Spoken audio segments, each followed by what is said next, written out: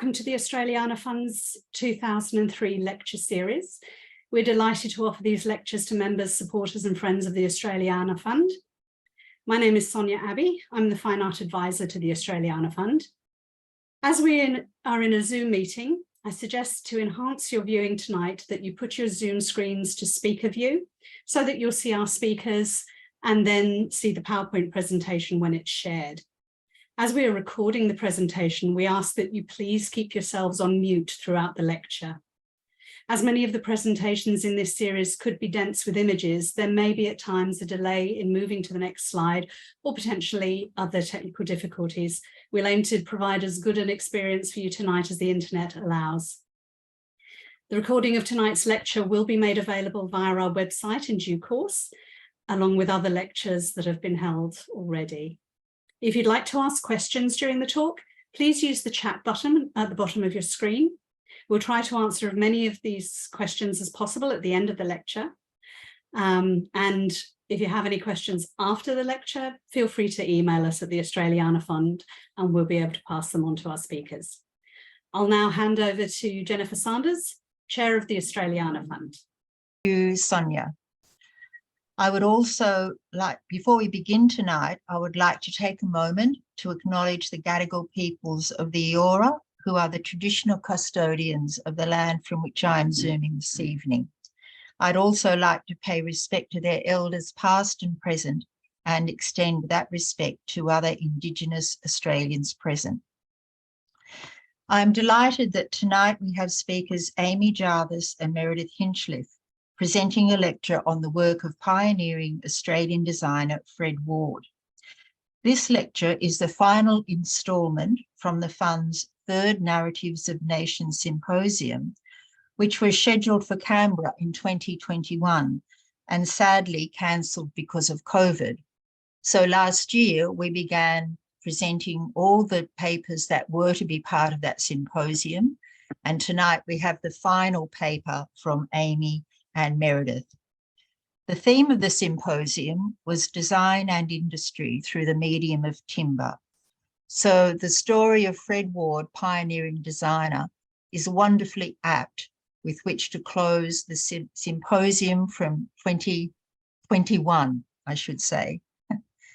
Amy Jarvis is a heritage and engagement specialist with more than 15 years of research and project management experience in a broad range of heritage conservation, management and interpretation projects and in public and private sector leadership and key advisory roles.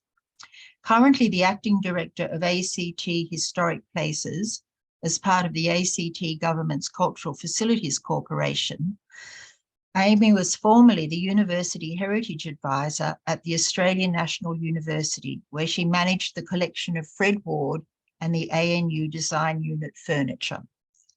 Amy is also a Churchill Fellow and co-founder and creative director of Canberra Modern, an annual program of events celebrating mid-century design, architecture and planning in Canberra.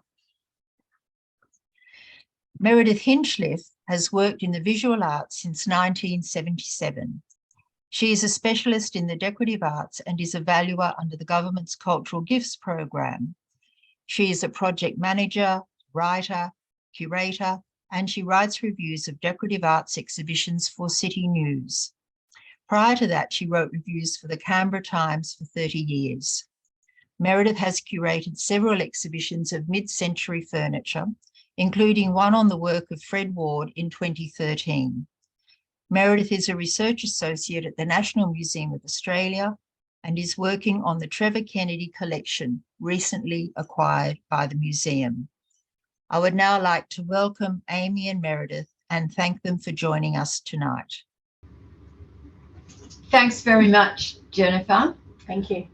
We would like to acknowledge that we come to you today from the lands of the Ngunnawal and Ngambri people.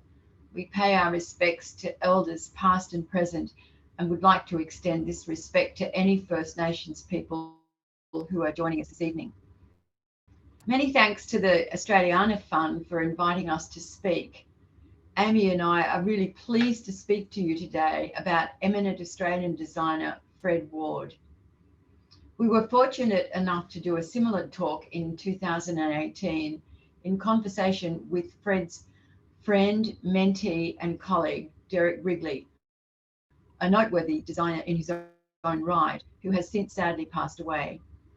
I had known Derek for many years from the time I was the executive director of the Crafts Council of the ACT. And I met Amy in 2013 when I was locating items for the exhibition of Fred Ward's furniture that I curated at the former Gallery of Australian Design. Derek's biography of Fred Ward was also launched at this exhibition. Amy and Derek met in 2013 as well, when she was in her former role as University Heritage Advisor at ANU. And it was here she became so familiar with Ward's work. Amy was lucky to have Derek as a mentor and close friend, working together on an exhibition of the ANU Design Unit's work at the Canberra Museum and Gallery, and the publication of a book on the work of the Design Unit, originally under the leadership of Fred Ward. I count myself as very fortunate to have met Fred through Derek many years ago. So that is our slightly roundabout way of being here today to tell you about Fred Ward, who we will refer to as Fred, through our various experiences and exposures to his work and design philosophy. Amy and I will take turns in speaking today, and she will now provide some context on Fred's design. Thanks, Meredith, and thanks everyone for being here and to the Australiana Fund for having us. Fred Ward's prolific career in design may be readily divided into two key periods, the first in Melbourne and the second in Canberra, both of which we will cover this evening.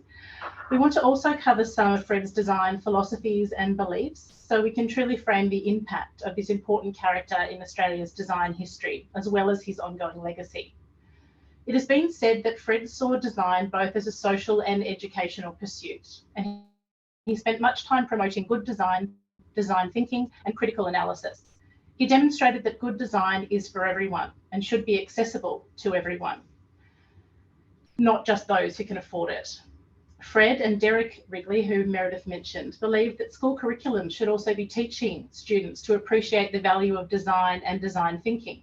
And he also wanted to see design recognised as a legitimate profession and field of research, which it wasn't in his early days. These pursuits took up much of his time in addition to his design work.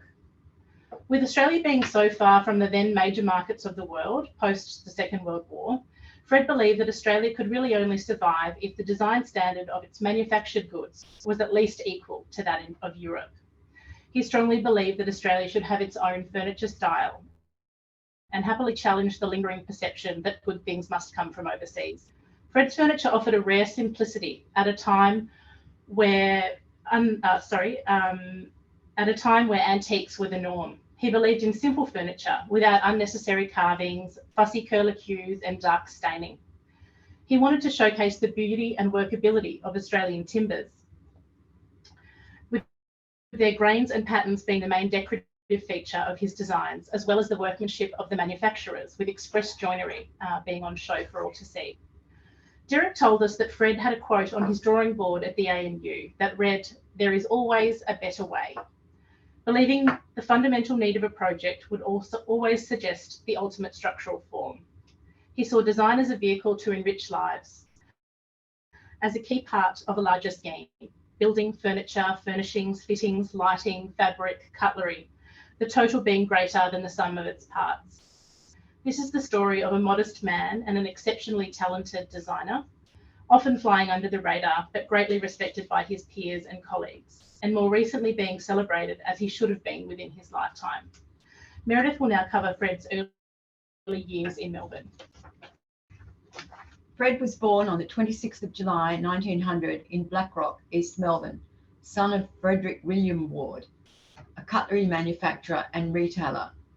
The family business, Ward Brothers, was located in Swanston Street, Melbourne, and Lily Wilhelmina, his mother, née Breeze. His siblings Mabel, Violet, Olive, Dorothy, and Lillian preceded Fred, followed by Gilbert, who subsequently managed the cutlery shop up until the 1960s. And you'll see on the slides a portrait of Fred. One is a self-portrait and the other is a photograph when he was a bit older. Fred attended the National Gallery Art School in Melbourne and was a proficient draftsman and illustrator with pencil on paper. And he took both woodworking and technical drawing classes in his spare time. On the 2nd of April 1925, at St John's Church of England, Toorak, he married Eleanor Roper Martin, known to us all as Puss. Fred had occasional work as a freelance illustrator and cartoonist for magazines such as The Bulletin and Table Talk. And you'll see in this slide the caricatures of a few guys that he was at a dinner with, and also some lino cuts on the next one, I think. Fred and Puss were part of a network of artists and others interested in art, living and working in Melbourne from around 1920 until the beginning of World War II. He was friends with many of the great artists and designers at the time, such as the Boyds, Lindsays, Sidney Nolan, Cynthia Reid, and many more. So this slide is from Derek Wrigley's book, his biography of Fred Wood, showing the interlinking nature of Fred's friends and colleagues in Melbourne. So you can see that they all sort of overlap and they all have something to do with each other. Fred and Puss initially lived in a flat in South Yarra. Fred worked at Jenkins Stained Glass Workshop and also Charles Marshall's Structural Ironworks in Fitzroy, constructing lift cages for multi-storey city buildings. He also worked on the spire of St Paul's Anglican Cathedral in Swanston Street and the hanging of the bells in St John's Church, Toorak. In 1929, Fred was employed full-time at the Herald and Weekly Times and the Bulletin. Fred and Puss bought a house in Glenard Drive, Eaglemont, near Heidelberg in Victoria, a suburb designed by Walter Burley Griffin. He began designing furniture at home and started manufacturing with another craftsman in a converted studio attached to the house. He began by making simple furniture, functionally expressive and simple for the family's newly acquired home. And you can see him, the rocking chair, and see him sitting in this chair as well. As soon as he had made something, friends bought it from under them. At first, it was a lucrative sideline, but soon Ward opened a small shop to sell his wares. He showed his furniture in an exhibition in December at the Arts and Crafts Society's exhibition and had photos taken, which later helped him get a job at the Meyer Emporium. Fred opened a shop in 52A Collins Street in Melbourne and established an interior design consultancy, displaying his furniture, Scandinavian glassware, and hand-woven rugs, including Michael and Ella O'Connell's screen-printed linens, paintings by Ian Fairweather, and furniture by Sam Mateo. Cynthia Reid was employed as an assistant. This slide is a drawer unit, and you can see the dovetail joints at the top, joining the top and the sides. But also, I think it's interesting that there's an early departure from the tradition, even in the 20s and 30s, with Fred removing drawer pulls in his design. He designed a chair and a bedside table using basic geometry and Australian timbers with a waxed finish, which became regarded as modernist. Representatives from Meyer Emporium saw photographs, drawings, and prototypes and purchased work, which led to Ward establishing a furniture design and manufacturing studio at the Meyer Emporium in North Melbourne. He employed Ron Rosenfeld, Scorgie Anderson, and others as designers. They frequently exhibited at the Victorian Arts and Crafts Society exhibitions, and the furniture was selected by Clarence Zander for display at the exhibition of the British Contemporary Art Society. He also moved the shop to 367 Little Collins Street and transferred it to Cynthia Reid. He continued with interior design commissions in collaboration with Reid. These are some of his drawings. He was just so proficient at drawing the furniture, and he always included little extras so that it would make it homey and kind of approachable to a human, I think. In 1934, he designed the unit range of furniture for Myer as an austere, affordable range and launched it at the Building Industry Congress Ideal Homes exhibition. This range consolidated Ward's reputation as Australia's leading modernist designer. On the right, you can see an ad for a Myer unit furniture, and on the left, there's a chair from that range. Unit furniture was an innovation.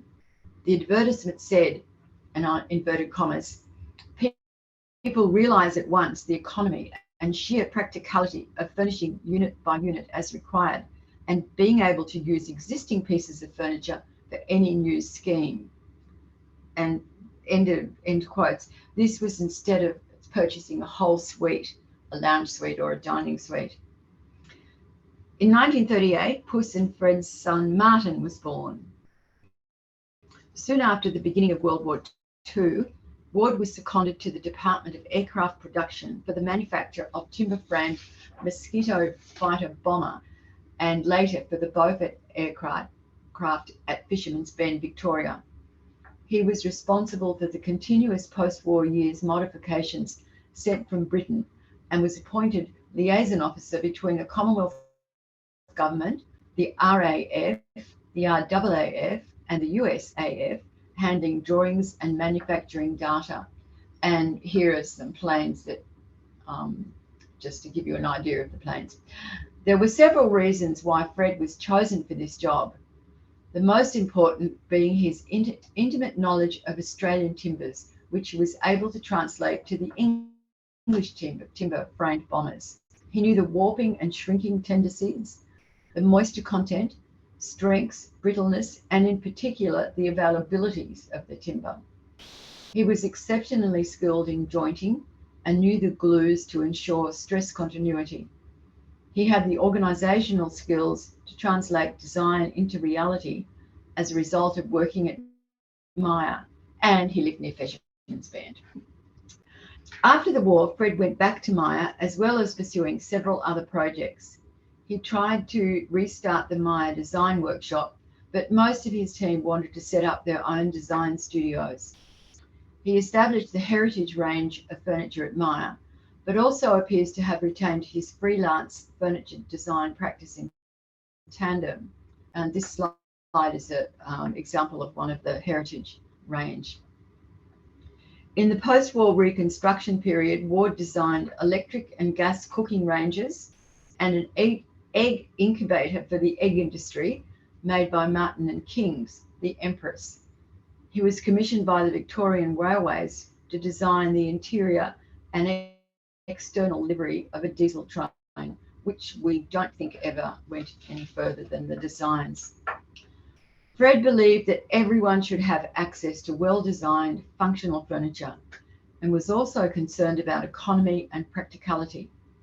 He developed pattern craft furniture, which was a mail-away service for paper patterns based on the concept of Butterick dress patterns, and advertised through Australia Home Beautiful. And you can see in this photograph the cover of a Home Beautiful with one of the pattern craft chairs in it, and also in this article, probably written by Puss, of a couple of chairs and a table also. He also developed this concept into timber pack, a flat pack furniture kit which could be assembled by novices. And here are some examples of some of the pieces of furniture that were in that. He then developed the blueprint range, which, like pattern craft and timber pack, was a highly successful venture long before the advent of IKEA. And this is an example of that. You can see the plans, the article in the Australia Home Beautiful, and the chair, which has a leather seat. And Martin Ward still has that chair. He thought returned servicemen with few tools could make this furniture, as he could see many were having difficulty returning to normality post-war. Puss also regularly wrote articles on interior design for the popular magazine. In 1946, Fred developed the DC-1 chair for Fleur, a venture set up by Fred Lowen and Ernest Rodek. The chair was a huge commercial success and saw the rapid growth of the Fleur venture. Fleur received their first substantial order for 500 chairs from Meyer Emporium, and in later years they became a leading manufacturer of well-designed quality furniture. And this is the DC-1. Fred's designs were praised by Robin Boyd in his 1947 tome Victoria Modern. In 1948, Fred, Rosenfeld, Anderson and others established the Society of Designers for Industry in Melbourne, the first public recognition of industrial design as a profession, and Amy will tell you a bit more about this. It was also around this time that Fred was invited by Professor Brian Lewis to become a part-time lecturer in the School of Architecture at the University of Melbourne, a partnership that would prove very fruitful, as Amy will now outline.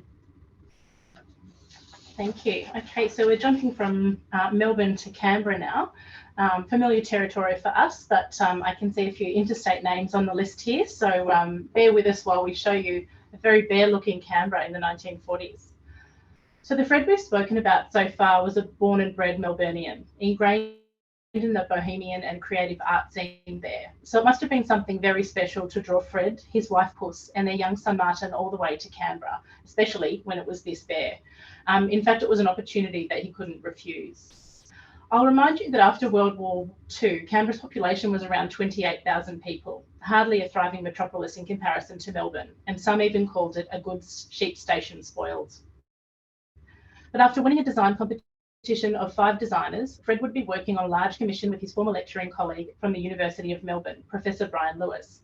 A bold new research university was in the works, now known as the Australian National University, or ANU, and Fred would be involved in what would soon be the jewel in its crown, which was University House. So you can see that circled in red here on a 1940s aerial of the ANU campus. If you follow my cursor just very briefly over, oh, it's going to let me, no, we don't have a cursor. So if you just look to the right of that red circle, you can see the race course. Just interesting to point out that that race course is now under Lake Burley Griffin, just if you're trying to orient yourself on that plan, on that image. University House opened in 1954, and it was a pillar of modernist design, simple and austere in its use of materials in a tight post-war market, but elegant and grand in its use of space. Fred worked closely with Lewis on the design of the spaces, fabrics, interior finishes, and all manner of items, right down to candlesticks and cutlery. Fred's consideration of the human scale, in contrast to the grand spaces of the building, was admirable. So you can see here some images of the Great Hall of University House. The first on the left here is a very early image from the early 1950s. By the late 1950s, they painted the infill areas of the ceiling the same colour as the floor. That's called donkey brown, the paint colour, to match the walnut flooring and the walnut wainscoting around the edges of the room there. And that was to address the human scale in a room that had cathedral-like proportions. And the last one here is a more recent photo of the Great Hall, and you can see at the end there Leonard French's fantastic mural that was installed in 1974 after it was commissioned by Derek Wrigley to be installed there. I also just wanted to show you a few of the other public spaces within University House, just showing some of Fred's furniture in situ. And you can probably see the beautiful curtains on the last image there, which are a clarté fabric. I'll talk about that a little bit more in a moment. But some of these interior design finishes and touches were certainly Fred's work as well, just to make sure the furniture sat beautifully and seamlessly within these spaces. I just also wanted to show you some of these beautiful sketches that Fred did for University House, which not only show his incredible design skill, but also his artistic flair. You can see by this time Fred Ward's designing from his home in 10 Ashgrove, Toorak. I did look up a picture of this home, and it's an early Federation home, so I think it's still intact there, though back into a residence rather than a design office. So you can see in these images the beautiful detailing that Fred has done with you know, the ashtrays, the smoking cigarettes and the pipes, the books, as well as the teapot and the carafe there of red wine. Even in the little shoebox there, you can see the little shoe shine kit and the reflection in the mirror there on the central photo of the dressing table. We think and based on some of Derek's recollection of Fred papering the walls when he gave a presentation to the university executive with full height buildings, and I'll show you an image of that in a moment, that these sketches alongside the technical drawings were used to get his point across and to communicate how his designs might look and how they would be used to lay people. As you can see in the next slide here, this is a drawing of one of Fred's more well-known design, often called the Honda chair, for this letter H kind of back splat on the chair. This is seen in his pattern, craft and blueprint range, the first elements of this kind of shape. But you can also see the beautiful expressed joinery if you look at the arms of the chair there, and the beautiful soft curves that were made in many cases with single pieces of timber by very talented manufacturers. These chairs absolutely scream human scale and human use, and anyone who's been lucky enough to sit with them will know just how easily you kind of melt into the chair, and exactly where the armrests ends is exactly where your fingers naturally curl around. And so many of the chairs at the ANU have that kind of darker brown staining at the end, where so many generations of hands have held onto those beautiful pieces, those beautiful armrests. The writing table and chair here can be seen in the next slide in use in one of the University House student rooms.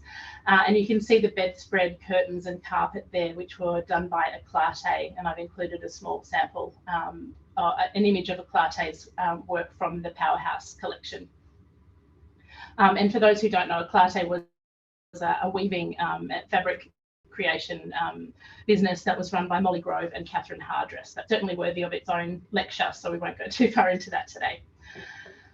Fred's work was acclaimed by university administrators, and in 1953-4 he was asked by Vice-Chancellor Sir Leslie Melville, Registrar Ross Honan and Bursar Bill Hamilton to establish an in-house design unit at the ANU. Derek Quigley asserts this was the first such venture at any university worldwide. Derek eventually joined Fred in 1957 and stayed on for some 20 years, taking the reins as university designer from Fred in 1961 when he left. Just in this image here, when I mentioned Fred papering the wall for different presentations he was giving, you can see the images in the background here are full height blueprints of chairs next to small sketches of them as well. So while we once found this photo for the purpose of demonstrating the heads of the university at the time, I was really thrilled to spot in the background all of Fred's wonderful designs.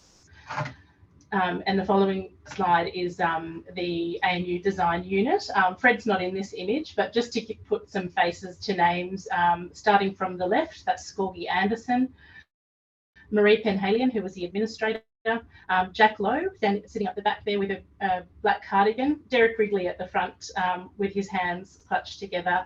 He's sitting next to Gerald Easton, who went on to become a very well-known designer in his own right. And then on the very far end there is Hans Pillig, who actually joined in Fred's time in the design unit, and he was one of the Jennings Germans. So working in Canberra was a new challenge in many ways. It was even more isolated than metropolitan Melbourne, and there was a pressing need to furnish a rapidly growing university in a city with little manufacturing capability.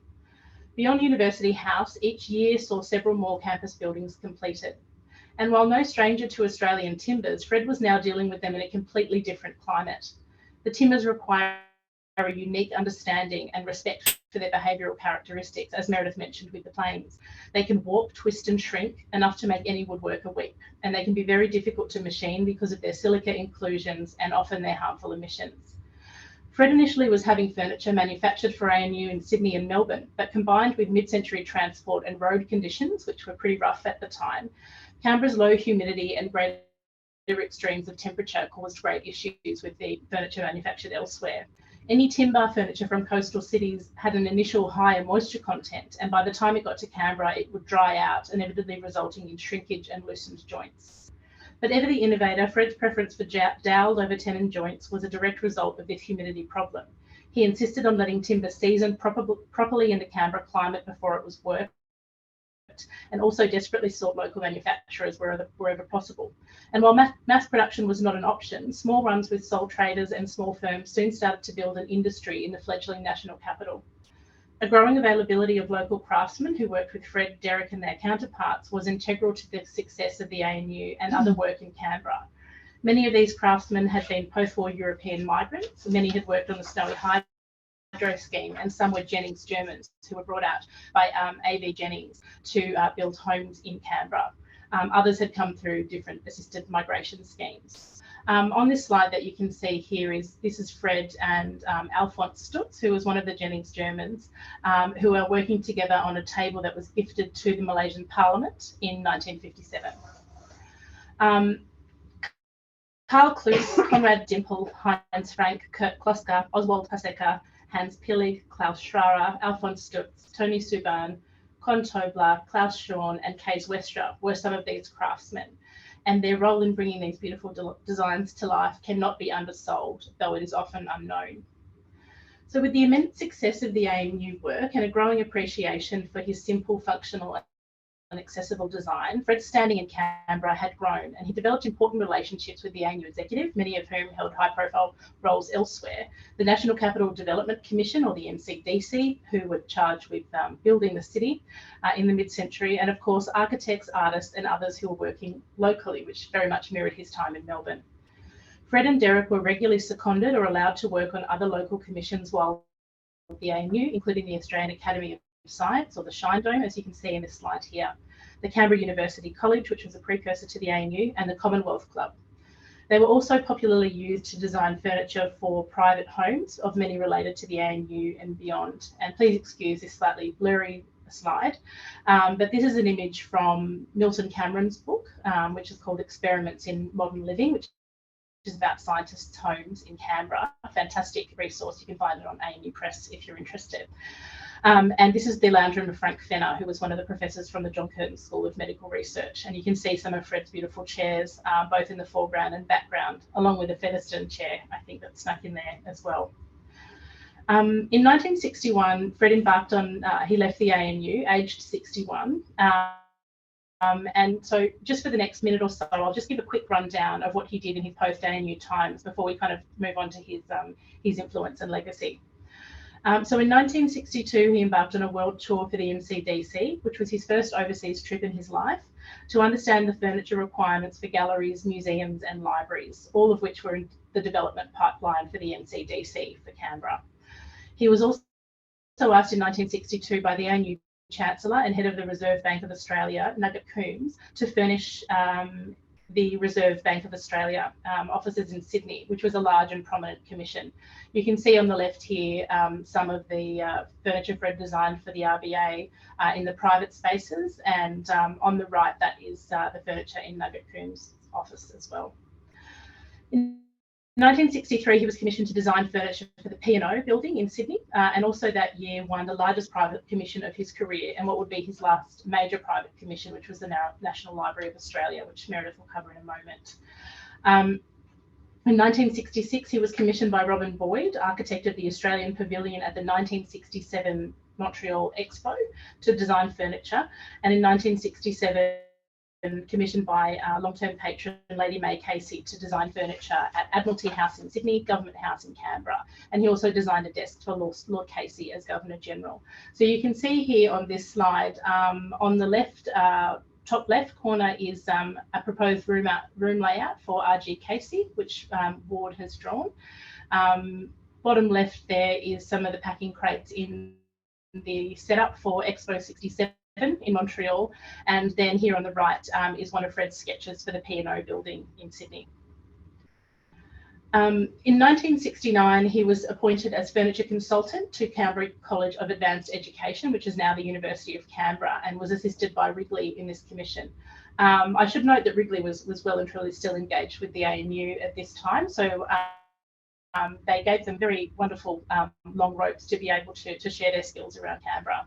In 1970, he received an MBE for his services to design in Australia, and in 1971, he designed furniture for the Australian Industry Development Commission, the Churchill building in Canberra, which is another Robin Boyd building, and Government House in Canberra.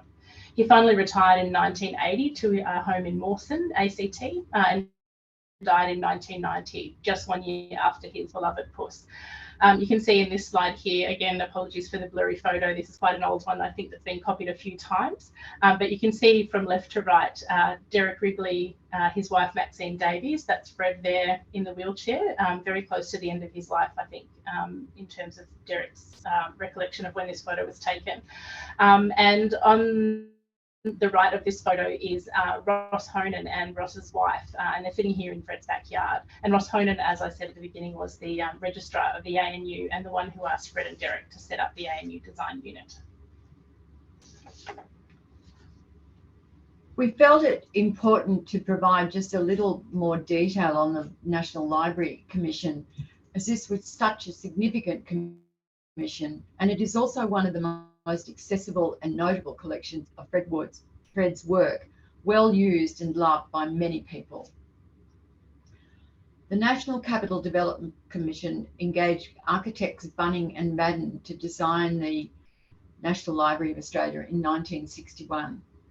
Fred had developed a relationship with the firm during the building of Bruce Hall and the Arts and Economics precinct on the ANU campus, and they were familiar with his design aesthetics. They had also worked with artist Leonard French, who was commissioned by the library to create the stained glass windows. Bunning sought permission from the NCDC to control the design of furniture and the inclusion of artworks in the building, much like the commissions for University House. Walter Bunning undertook a world tour in 1962 to report back on furniture and other library-related issues abroad. In 1963, he approached Fred to design the furniture that would be required for the building. Fred was engaged for a year, and when they sought to extend his contract, he persuaded them that Arthur Robinson should join him. Fred and Arthur had worked together in the ANU design unit, and their skills were complementary. He proposed that they each be engaged half-time, and Arthur came on board in 1965. We found this slide has got the catalogue, the old catalogue drawers of the National Library, and a little note from Fred. We found a complete list of the furniture that Fred thought would be required, following consultations with some of the staff at the library. This list totaled 10,920 pieces of furniture, plus 16,000 metal shelving racks, and almost 200 individually designed items.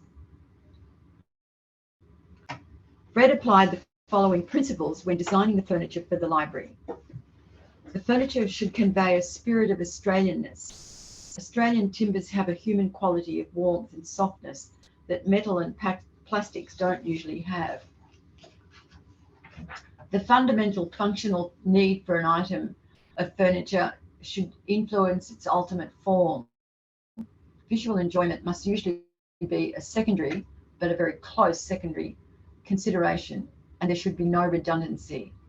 It should be a rugged structure to withstand a lifetime of knocks and lack of care. And in this slide, or the previous slide, there was the director's desk, and then that's a drawing of it. And then this slide shows you the various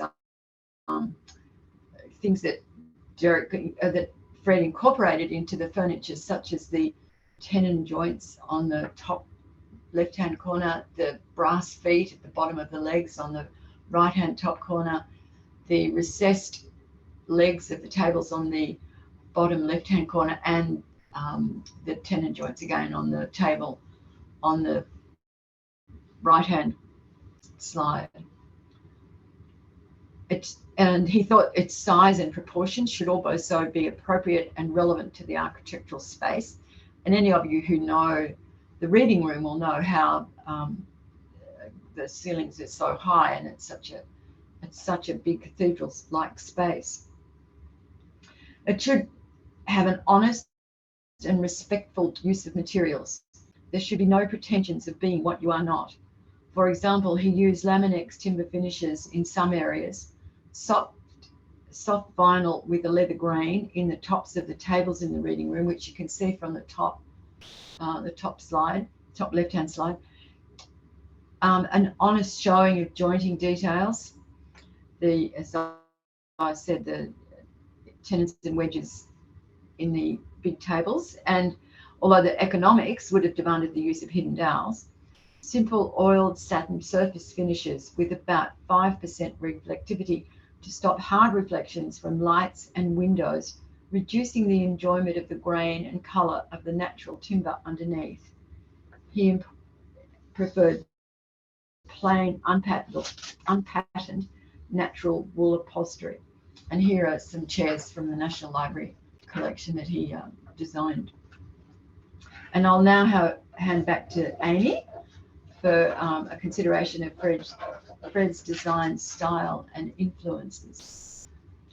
So the more I've looked into this, the more I've thought that influences on Fred's designs is probably a worthy PhD topic in its own right. Fred's design story can be seen as an important link in the global history of furniture design, and being somewhat remarkable because although he was a small part of a much larger jigsaw, he never went abroad until 1961 to see in person or experience furniture around the world.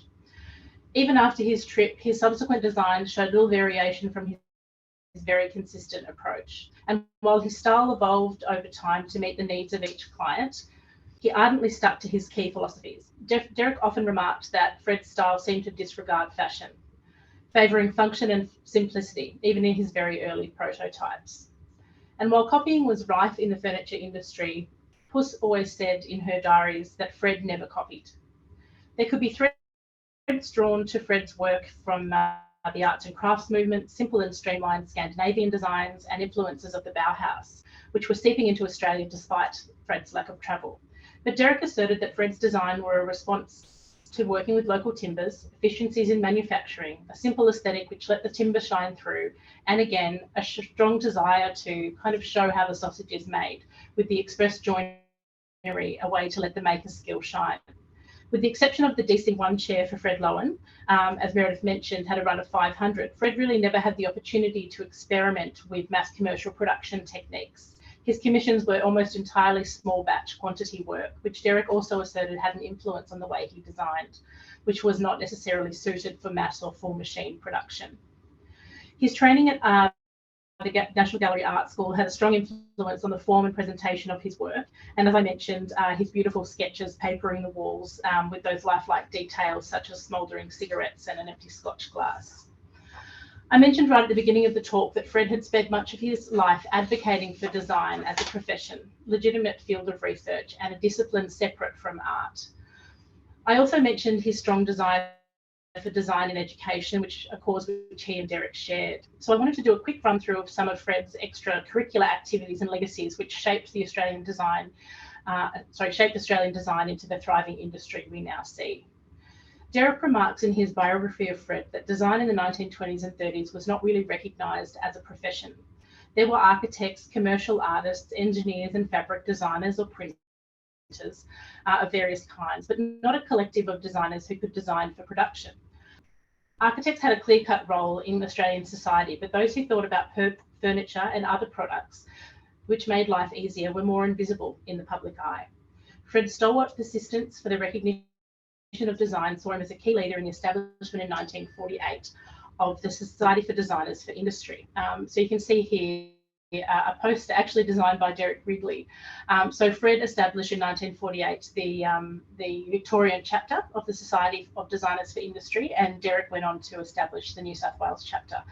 But I just love this graphic that Derek put together about the society.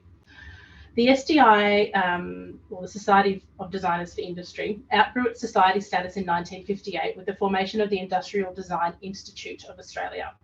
This is what is now known as the Design Institute of Australia and is still very much in place. Its establishment and efforts in collecting those designers that didn't fit under the existing professions of the time was a key turning point. His drive and determination in trying to raise the overall standard of design in Australia's manufactured goods also led him to play a leading role in the formation of the Industrial Design Council of Australia in 1956 to 1958. And while this SDI dealt with the creators, it was the Industrial Design Council of Australia, which was more about makers and consumers. And it was funded by the Commonwealth Government based on the UK Design Council model established by Winston Churchill's wartime government. In fact, it was this the need for this council, which is how Derek and Fred first met, when in 1952 Derek read an article in the Sydney Morning Herald about the SDI, established the New South Wales chapter, and then wrote to Nugget Coombs at the ANU outlining the need for a council to make sure that manufacturing was of a high quality, as he had seen in the UK. Derek actually received a reply not from Coombs but from Fred Ward, who had been asked to reply on Coombs's behalf, and Fred lamented he'd been badgering for the same thing and wanted to join forces with Derek to do something about it. So by this stage, Fred was in his 50s and Derek was just shy of 30. By 1955, Fred visited Derek in Dee Why at his home and invited him to Canberra to meet with Ross Honan, who I mentioned was a registrar at the ANU, Sir Roland Wilson, who was then the Secretary of Treasury, and Ron Rosenfeld, who worked with Fred at Myer, who was representing the Society for Designers of Industry. By 1956, Sir Roland Wilson encouraged Fred, Ron and Derek to form the council, which they did, and that was also the time when Derek joined Fred at the design unit. So seen in retrospect, Fred's work in establishing, growing and promulgating these bodies was enormous, unpaid and often unrecognised, and it consumed much of his time. In 1960, Fred received the inaugural Essington Lewis Award from the Industrial Design Council of Australia for his services in establishing the council and to design in Australia in general. You can see here in the top left corner, that's Essington Lewis, who was the head of BHP, but also worked with Fred at Fisherman's Bend in the aircraft production. He was also the godfather to Fred and Puss's son Martin.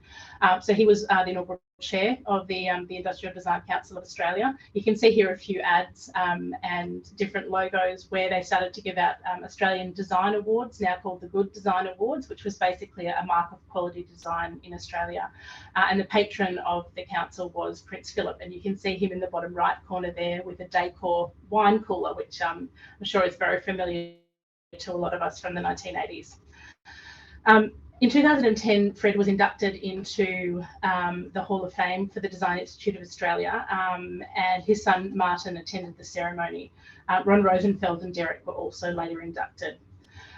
So I just wanted to finish that section with an image of Fred here with the entries for the Good Design Awards. And I tried so hard to find, you can see in the right-hand slide part of the image there, a very nifty sticky tape machine, which I cannot find the name or design of. So if anyone knows that, please put it in the comments, because I'd like to know more about it. It looks very clever. So Meredith and I will just make some closing remarks, because I can see we've gone over time. I feel fortunate and pride myself on recognising the influence and significance of Fred's work at a time when modern ergonomics saw much of it leak from institutions, and have been fortunate to research the design throughout my career. Fred's unique career enables us to glimpse half a century of design achievement in a period which has witnessed some of the greatest social and technological changes of all time. Fred believed good design could affect people and their lifestyles for the better, and he understood the potential of design as a power for good in the community, linking architecture, furniture, arts and sciences, and the environment in a more meaningful way. Fred had a unique perspective, living through 2 world wars and the Great Depression. Simple, functional, accessible, economic and useful furniture is the ultimate expression of what he had experienced. Derek described him as a quiet, down-to-earth achiever who was confident in his own skills, an excellent, intuitive designer who was able to strip down a problem to its bare essentials with no unnecessary pretensions. The slide that you can see now is Derek leaning over a chest of drawers which Fred had designed, and then the cover of Fred Ward's biography written by Derek Wrigley. What is now often referred to as Fred Wardian furniture is iconic and increasingly valuable and collectible, but so many of Fred's designs are invisible to the public because of their bespoke nature, hidden in the executive and special areas of some of Australia's most important buildings, perhaps a contrast to many of his design contemporaries who designed for the commercial market. Much like many homegrown designers, Ward's work is often misattributed. His work is commonly attributed to others, and because he never marked or signed his pieces, this is tricky. He also has also been attributed to designing masses of pieces in which he wasn't involved. In the case of Maya, credit is given to Fred for anything produced with the heritage tag, and those who know Fred's work can certainly see the differences between his and others' work. At ANU, his work is so well known that anything produced by the design unit, both during and in the 20 years after he's left until 1977 when the unit closed, is attributed to him, despite being designed by a team of up to 13 at its height. Even though he has designed widely, his designs are actually rarer than many realise. And Amy's going to finish. While I wasn't lucky enough to meet Fred, I must say how privileged I am to have had the chance to learn about him through Derek, as well as having the privilege to work with Derek himself. I felt that I got to know Fred a little through his designs and count my lucky stars that I had the rare privilege to be the custodian of his ANU work for the 9 years that I was there. Managing the collection taught me that good design is timeless and well-made items will last for as long as they are cared for. Meredith and I have both been fortunate to work on preserving Fred's legacy and that of Derek and the design unit. Meredith mentioned Derek's 2013 book on Fred, and on the next slide is the exhibition that Meredith curated on Fred's work at the Gallery of Australian Design. These were some of the beginnings of celebrating Fred's work. In the bottom left corner there, Derek presented certificates to the remaining craftsmen who manufactured a lot of the furniture, or representatives from their family where they were unable to make it or had since passed away. And then the next slide here shows an exhibition at the Canberra Museum and Gallery from 2019, which went along with a book that the ANU published that I was very fortunate to work on with Derek about design awareness in the modern university. On the right-hand side there, that's Derek and Gerald Easden, and there are actually 6 members of the original design unit who were able to make it along in 2019, but both Derek and Gerald have since passed away. I just wanted to finish today. This is us, the last time we gave a talk, and we're missing a member today.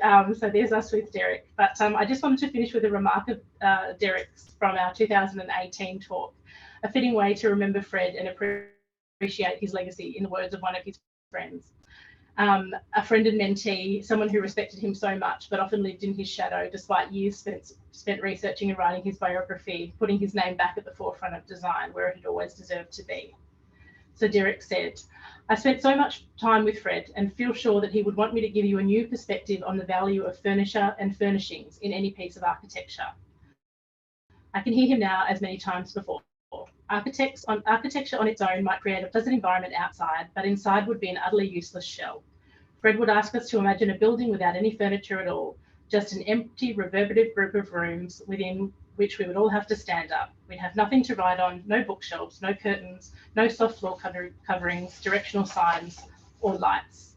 These design elements are the means by where we can use architecture for its particular function." And I think that's a very nice way to describe the value and function of design in the words of the designer. So thank you very much, and we'll just finish here with an image of Fred's living room in Mawson, where you can see some of his very early work. So thank you so much. Thank you very much, Amy and Meredith. I can't see myself, but I'm hoping everyone can hear me talk because I have some questions to ask you. Thank you, that's great. Many people have said what a wonderful, enlightening lecture it is, and thank you so much from Sherry Burke for your efforts in the conservation efforts in terms of the ward and design unit at the ANU. clearly both of you have devoted much of your career to researching and understanding not only Fred Ward, but the broader context in which he was working and operating with Derek and his colleagues. One thing that struck me when you were talking was how his education was so different from an education today when you're streamed or you're focused on, you know, certain core subjects. But the fact that technical drawing, art, woodworking, and then their own commitment to education. And there was a comment here that Fred and Derek's names turn up in the Craft ACT committee minutes on the education committees in the 1970s. So I thought you might like to expand on that aspect of their influence. Well, Yeah. Derek was certainly one of the instigators of the Craft Association of the ACT, as it was known in the early 70s. And I think he brought Fred in and probably sort of got him to be a bit of a mentor for the organisation. And that was where I first met him. But he was pretty elderly then, so he didn't have a huge role. But Derek, for a long time, Derek was very involved and tried to get design classes going for the early years of the Craft Association and teach design. And he got teachers involved as well and tried to teach them about design. They always were very strong about design being taught at schools, that was the only the way that people would become literary with or have design. Yeah, just design awareness, I guess. And awareness, yes. Yeah, sort of ahead of their times, really, because even now there's more calls for that broader education in design. Amy, from your perspective on that? Yeah, it's certainly something that went along with the idea that Derek and Fred and many of the others of the time, Ron Rosenfeld and Skorg Anderson and others, was about, you know, really wanting to legitimise design as a separate profession from art. And education is really the way into that, by educating people about design as separate from art, you know, from the very early days. So both of them were big proponents of that. But I think also that idea of design awareness is really interesting as well, because it was people with design awareness that gave Fred and Derek the rope that they had at the ANU to do what they did with the design unit, to have that kind of holistic, you know, total design view over the university, which later on seemed to be squashed as different administration models came into the university, where people without design awareness or who hadn't been there through that really fruitful period at the beginning and seen the impact that good design could have on a student's university experience, those who hadn't seen that happen couldn't really see the benefit of an in-house design unit and didn't support it in the same way. So I think Derek and Fred at the ANU were part of a kind of right time, right place, right people scenario that meant that they were able to spread their wings across the city. You know, the lamp posts that we see, the bus seats that you sit on to catch a bus in Canberra are some of Derek's designs, and Fred was designing for the offices of the NCDC, for the Churchill Trust and for others in the city. So they were certainly well known and well celebrated in the city, and that's really because of Ross Honan and Bill Hamilton at the ANU being aware of the impact of design. And Nugget Coombs too. Yeah. He was very... Well, in fact, there's a question here from Ian Stevenson about the Reserve Bank furniture, asking if that furniture still survives in the bank. We don't know, and they're apparently in the middle of refurbishing the Sydney Reserve Bank building, and I've been told that everything is being packed away. So I don't know, Ian, I don't know. I'm hoping that it is still there. Some photographs were taken of them in situ by Derek's son Ben for the 2013 book. So they must at least have a small collection, and there are, as far as I know, a few pieces at the Reserve Bank in Canberra as well. But much like a lot of the other institutions, I'd have to assume not the same volume that he designed would still remain, I imagine. Yeah. There are quite a few long comments which we will send on to you because they're very interesting in terms of different perspectives that people have on the work and on the contribution. There's a lot of interest in the Fleur range that came out of working in that more mass production, though clearly not giant mass production. There's a specific question about the NGA having not yet digitized their collection, and wondering whether either of you would know whether the items of furniture in the NGA collection, can you tell us about them? There appears to be a number of earlier pieces still, including a 1937 table and a 1935 bookcase. So similar about the RBA furniture, is there much surviving in the NGA? There are some pieces. The Government House gave the beds that were commissioned by Lady Casey for the bedrooms at Admiralty House, and they're there. And when I had my exhibition, the then curator, Dr. Robert Bell, collected a few pieces, but I don't think there's a lot there. So, and really that the National Gallery was after Fred's time. So it would only be what's been donated. I think that that currently the director is finding it difficult to store large items such as pieces of furniture. Yeah. And would the National Library's interiors be pretty complete still? Oh, yes. And they've reupholstered quite a lot of chairs and tried to emulate the colours of the original chairs, because one of the things that Fred thought was that everybody sits on a chair, and just because you're higher in the hierarchy of the library, you shouldn't be sitting in a fancier chair than the lowest worker.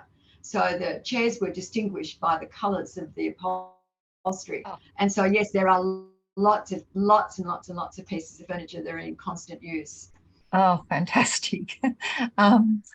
Virginia Rigney has just commented, because of working with the Nolan collection at CMAG, she's interested to explore further about the connection with Cynthia Reid, and she understands that her paper at NLA may be coming out soon. She wondered, Meredith, if you had any correspondence and if they remained friends. I don't know specifically, but I think they would have, yes. Yeah. And yes, and the library has done a bit of work on the furniture in terms of promoting it and so on. Some years ago, I wrote an article for the then library, National Library News, about the furniture. That was after Derek's and Amy's and my paper, or our discussion there. Fred also lived with John Reid, who went on to marry Sunday, and so in there they were bachelors living together before he married Puss and before John married Sunday. So there is a strong connection to the Reids and to the Boyds and Lindsays and others. So that Bohemian period in Melbourne would be really fascinating to go a bit further into how they were all connected and what they were up to. I just love that network that you had, all those interlinking. I mean, you could just see all of the connections. And I think I'll just sort of wind up the lecture now, but as I said, we will pass on all the comments that have come through. But for me, what you really did was open up the world of Fred Ward and all his connections over a very long period of time and through many different influences. So I just thought it was wonderful. You know, it brought back memories of some of my early work, the éclaté fabrics I acquired for the museum, Met Molly Grove, etc. So then to put all of these other connections, it just shows that you can never stop really trying to understand how people make their careers, particularly in an area like design, where people really have to be open to so many influences and take on board so much information to be successful in terms of design. And Amy and Meredith, you really captured that tonight in your lecture. So thank you very much on behalf of the fund. And I hope to see a bigger, brighter exhibition at some point, because clearly there's more being uncovered.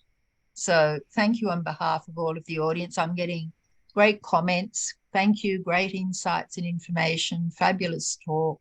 Thank you both. Everyone is really thrilled. So thank you very much. Thank you for having us. Thank you. Yes, thank you very much. Big pleasure. Thanks.